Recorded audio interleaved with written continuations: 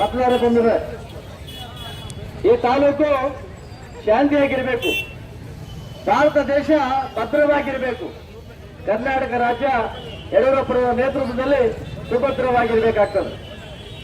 ಬಂಧುಗಳೇ, ನನ್ನ ಸಮಯ ಜಾಸ್ತಿ ತಗೊಳ್ಳೋದಿಲ್ಲ, 2 ನಿಮಿಷ ನನ್ನ ಮಾತನ್ನು ಮುಗಿಸ್ತೇನೆ.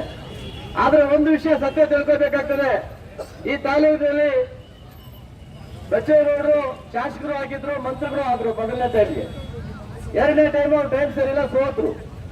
3ನೇ ಸರಿ ಲೋಕಸಭಾ ಸದಸ್ಯರು ಆದ್ರು. 8 ವಿಧಾನಸಭಾ ಕ್ಷೇತ್ರಗಳಿಗೆ ಮುಖ್ಯಸ್ಥರಾಗಿ ಇವತ್ತು ತಾಲೂಕಿನಲ್ಲಿ MTV ನಾಗರಾಜನವರು ಚುನಾವಣೆಗೆ ಅವಕಾಶ ಮಾಡಿಕೊಟ್ರು. ಕಾರಣ ಏನು? ಈ ರಾಜ್ಯದಲ್ಲಿ ಸಮ್ಮಿಶ್ರ ಸರ್ಕಾರ ಎಲ್ಲೋ ಒಂದು ರೀತಿಯಲ್ಲಿ ಅಭದ್ರ ಸ್ಥಿತಿಯನ್ನು ಉಂಟಾಗಿದೆ. ಸಮುದ್ರ ಈ ಒಂದು ರಾಜ್ಯದಲ್ಲಿ ಅಭಿವೃದ್ಧಿ ಕಾರ್ಯಗಳಾಗ್ತಾ ಇಲ್ಲ, ಕುಟುಂಬದ ರಾಜಕಾರಣ ನಡೀತಾ ಇದೆ. ಇವತ್ತು ಕುಮಾರಸ್ವಾಮಿ ಅವರು, ಈ ಸಿದ್ದರಾಮಯ್ಯವರ ನಡವಳಿಕೆಗಳಿಂದ ರಾಜ್ಯ ಅಭಿವೃದ್ಧಿ ಕುಂಠಿತ ಆಗಿದೆ. ಹಾಗಾಗಿ ನಾನು ಈ ಸರ್ಕಾರವನ್ನ ತ್ಯಜಿಸ್ತಾ ಇದ್ದೇನೆ ಅಂತ ಹೇಳಿ ರಾಜ್ಯದಲ್ಲಿ ಮಂತ್ರಿ ಆಗಿದ್ದು. MTV ನಾಗರಾಜ್ ಅವರು ಸಾಮಾನ್ಯ ವ್ಯಕ್ತಿಯನ್ನಾಗಿರಲಿಲ್ಲ, ಪಕ್ಷದಲ್ಲಿ ಮಂತ್ರಿ ಆಗಿದ್ರು, 2ನೇದಾಗಿ ಶಾಸಕರು ಆಗಿದ್ರು. ಶಾಸಕ ಸ್ಥಾನ ಮತ್ತು ಮಂತ್ರಿ ಸ್ಥಾನಕ್ಕೆ ರಾಜೀನಾಮೆಯನ್ನು ಕೊಟ್ಟು ಇಲ್ಲಿ ಚುನಾವಣೆ ಬರೋದಕ್ಕೆ ಕಾರಣಕರ್ತರಾದರು, ಸರ್ಕಾರ ಬರೋದಕ್ಕೂ ಕಾರಣಕರ್ತರಾದರು. ಬಂಧುಗಳೇ, ಇವತ್ತು ಪಕ್ಷೇತರ ಅಭ್ಯರ್ಥಿಯಾಗಿರ್ತಕ್ಕಂಥ ಶರತ್ ಅವರಿಗೆ ನಾನು ಮನವಿ ಮಾಡೋದಿಷ್ಟೇ.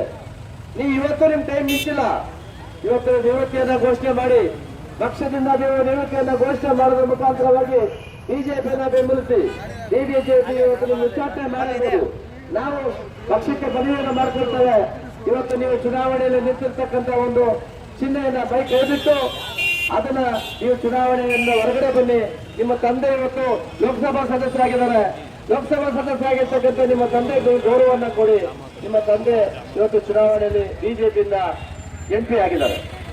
ನಾನಿಷ್ಟೇ ನಿಮ್ಮನ್ನು ಕೇಳೋದು, ಎಲ್ಲ ಒಂದ್ ಕಡೆ ಗೂಂಡಾಯಿಸಮ್ ಮಾಡ್ಬೋದು, ರೌಡಿಸಮ್ ಮಾಡ್ಬೋದು, ಎಲ್ಲ ಒಂದ್ ಕಡೆ ಪತ್ರಿಕೆಗಳಾಕಿ ಓಟ್ ಹಾಕ್ಸ್ಬೋದು ಅಂತ ಕನಸು ಕಾಣ್ಬೇಡಿ. ನಮಗೂ ಸ್ವಾಭಿಮಾನ ಇದೆ, ನಾವು ಸ್ವಾಭಿಮಾನಿಗಳೇ, ಈ ತಾಲೂಕಿನವ್ರೆ. ನಿಮ್ಮ ಆಟ ಇಲ್ಲಿವರೆಗೂ ಏನೇ ಮಾಡಿದ್ರೆ ಸಂತೋಷವಾಗಿ ಸ್ವೀಕರಿಸಿದ್ದೇವೆ.